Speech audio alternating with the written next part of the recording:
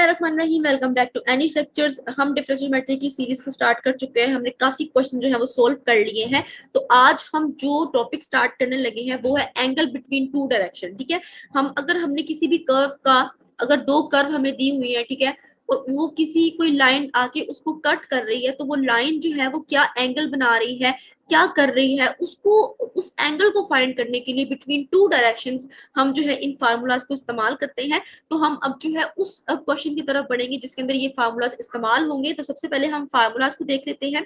ये main important, यानी कि आप कह सकते हैं मोस्ट इंपॉर्टेंट एमसीक्यूज है कि पैरामीट्रिक कर्व जो है वो किसको कहते हैं। तो आपको पता होना चाहिए कि ये जो दो हमारे पास कर्व है, इस तरह की कर्व को हम क्या कहते हैं, पैरामीट्रिक कर्व कहते हैं। पहले में क्या है कि डी आर है, मतलब डी इन्वॉल्व हो रहा है, और सेकंड में क्या है कि हमारे पास डेल्टा इन्वॉल्व हो रहा है। अच्छा, अब डी और डेल्टा में डिफरेंस क्या है। डी जो है वो डेरिवेटिव है, और डेरिवेटिव किसी रेट ऑफ चेंज, यानी कि समथिंग किसी के साथ हम किसी रिस्पेक्ट से फाइंड आउट करते हैं। ठीक है, दोनों का मतलब यहाँ पे चेंज है। ठीक है, लेकिन जो बस डेरिवेटिव है वो किसी के रिस्पेक्ट हम फाइंड करते हैं, किसी के रिस्पेक्ट हम चेंज फाइंड कर रहे होते हैं। लेकिन जो डेल्टा है वो उसी कंपोनेंट के अंदर सिर्फ उसी कंपोनेंट का चेंज जो है हम फाइंड करते हैं। तो यहाँ पे क्या होगा कि D R R one D U plus R two D V, एक ये हमारे पास जो है वो कर्व है, और ये क्या है, delta R is equal to R one delta U plus R two delta V, ये हमारे पास सेकंड पैरामीट्रिक कर्व है। इसके बाद formula for angle between two direction find करने का क्या हमारे पास फार्मूलाज है, दो फार्मूलाज है, एक कोस में है एक साइन में है। जो कोस में है उसमें क्या है कि D S delta S cos theta is equal to E D U S U. अच्छा, ये ई एफ जी जो है और एच जो है ये फंडामेंटल मैग्नीट्यूड्स ही है। ठीक है, तो आपने घबराना नहीं है जी।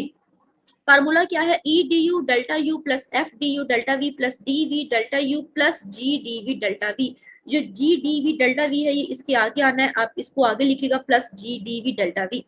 और जो मेरे पास सेकंड जो फार्मूला है वो क्या है कि D S delta S sine theta is equal to H D U delta V minus D V delta U. ठीक है, इन दोनों की हेल्प से हम जो है अपने क्वेश्चन को सोल्व करेंगे। इसके अलावा यहाँ पे जो है वो ये एच यूज हो रहा है, तो इस एच का हमने देखिए ई भी हमने फाइंड किया हुआ है, एफ बी जी बी। ये एच जो है यहाँ पे न्यू फंडामेंटल मैग्नीट्यूड आया है, तो इसको फाइंड करने का हमारे पास ये फार्मूला होता है। ठीक है, अंडर रूट ई जी माइनस एफ स्क्वायर, ये मतलब इसका फार्मूला होता है। ठीक है, अब चलते हैं अपने आज के क्वेश्चन की तरफ। जो हमारी स्टेटमेंट है, आप मेरी बात सुने। सबसे पहले आप लोगों ने क्या करना होता है, आपने स्टेटमेंट अच्छे से समझनी होती है। अगर आप लोगों को स्टेटमेंट समझ आ जाएगी ना, आपको क्वेश्चन का सोल्यूशन खुद बहुत ही पता होगा कि हमने नेक्स्ट स्टेप क्या करना है, उससे नेक्स्ट स्टेप क्या करना है। तो अब यहाँ पे हम कोशिश करते हैं इस स्टेटमेंट को समझने की। इफ दी पैरामेट्रिक कर्व्स, अभी हमने पैरामेट्रिक कर्व्स को देख लिया। ऑन अ सरफेस, किसी भी सरफेस के ऊपर आर ऑर्थोगोनल। अब ऑर्थोगोनल का मतलब क्या होता है, परपेंडिकुलर। ठीक है, और यहाँ पे मैं आपको एक और बात बता दूं कि अगर कोई कर्व या अगर कोई सरफेस जो है वो ऑर्थोगोनल होती है, तो वहां पे जो उसका फंडामेंटल मैग्नीट्यूड जो एफ होता है वो क्या हो जाता है, जीरो। ठीक है, अगर आपके क्वेश्चन में ये मेंशन है कि वो कर्व या वो सरफेस ऑर्थोगोनल है, तो वहां पे ये बात लाजमी है कि जो एफ होगा वो क्या होगा, हमारे पास जीरो होगा। ठीक है, आगे चलते हैं। देन प्रूफ, वो कह रहे हैं कि अगर पैरामीट्रिक कर्व आपकी सरफेस के ऊपर है और वो ऑर्थोगोनल है, उसके परपेंडिकुलर है, तो आपने प्रूफ करना है कि जो differential equation of a line on this surface, ठीक है, उस सरफेस के ऊपर जो लाइन की डिफरेंशियल इक्वेशन बन रही है, कौन सी लाइन, जो कट कर रही है उन दोनों पैरामीट्रिक कर्व को, ठीक है, उसकी डिफरेंशियल इक्वेशन जो है वो इस चीज के इक्वल होती है। ठीक है, जहां पे हमारे पास जो u है वो कांस्टेंट होगा, और जो हमारा एंगल होगा वो हमने बीटा लिया है। ठीक है, हम थीटा भी ले सकते हैं, लेकिन उन्होंने जो है वो बीटा लिया, तो ये उनकी मर्जी है। ठीक है, मतलब एंगल जो है वो हमारा बीटा होगा, और जो u होगा वो हमारा कांस्टेंट होगा। हमने करना ये है कि हमने जो लाइन इन दोनों पैरामीट्रिक कर्व्स को जो है कट कर रही है, उसकी हमने डिफरेंशियल इक्वेशन फाइंड करनी है, और उसको प्रूव करना है कि वो ये इस चीज के इक्वल है। ठीक है, बहुत इजी सोल्यूशन है, आप लोगों ने बस ध्यान से समझना है। अगर आपको इस स्टेटमेंट की समझ आई है तो फिर आप इसको आगे सोल्व कर सकेंगे।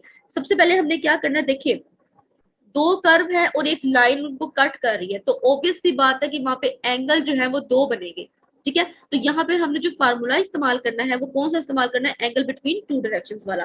तो यहाँ पे मैंने दोनों फार्मूलाज जो है वो लिख दिए हैं।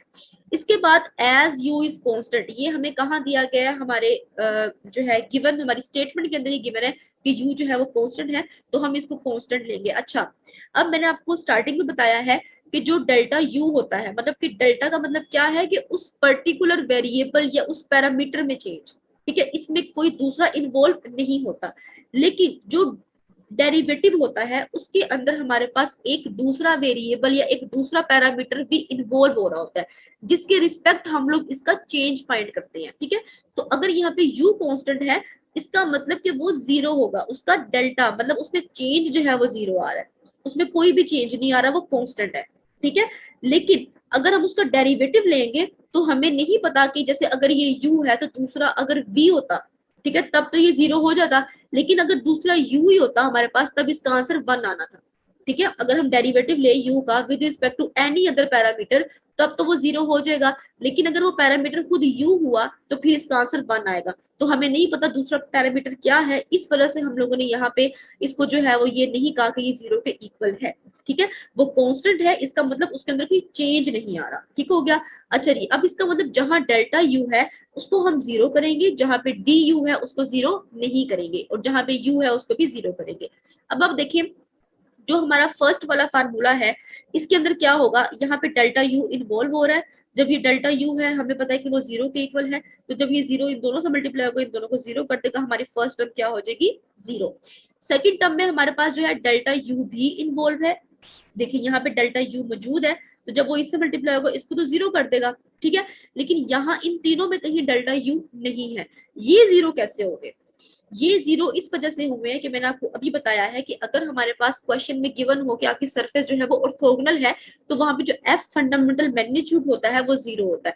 तो यहाँ पे ये पूरा ही जीरो है, जब वो इससे मल्टीप्लाई होगा इसको भी जीरो कर देगा ऑब्वियसली, ये तो पहले ही जीरो, तो ये भी जीरो आएगा। इसकी वजह से हमारी सेकंड टर्म भी क्या आ जाएगी, जीरो। हमारे पास सिर्फ और सिर्फ ये थर्ड टर्म बचेगी जी डी वी डेल्टा वी, उसको मैंने यहाँ पे लिख दिया।